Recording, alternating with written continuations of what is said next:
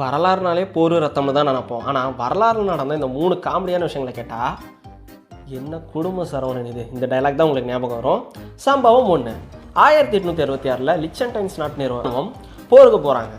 போகிறப்ப 80 பேராக போனாங்க. ஆனால் திரும்பி போர் முடிஞ்சு வரும்போது 81 பேராக வராங்க. எப்பட்றா அப்படின்னு கேட்காதீங்க. ஏன் தெரியுமா? வர வழியில் ஒருத்தரை ஃப்ரெண்டு பிடிச்சி கூப்பிட்டு வந்துட்டாங்க. உண்மையாக தாங்க சொல்கிறேன், நான் பொய் சொல்லலை. உலகத்திலேயே போனதை விட அதிக ஆட்களோட திரும்ப வந்த ஒரே ராணுவம் இவங்க தான் உலகத்தில் பிரபலமாயிருக்காங்க. போருக்கு போனாங்களா இல்லை போர் அடிக்குதுன்னு போனாங்களான்னு தெரியலையே. சம்பவம் 2, 1932 ஆஸ்திரேலியாவில் விவசாயத்தை அழிக்கிற ஈமு பறவைகளை கொள்ள இராணுவம் பல துப்பாக்கிகளோடு போனாங்க. ஆனால் இந்த பறவைகள் பயங்கர வேகமாக ஓடி இராணுவத்தை தலை சுத்த வச்சிருச்சு.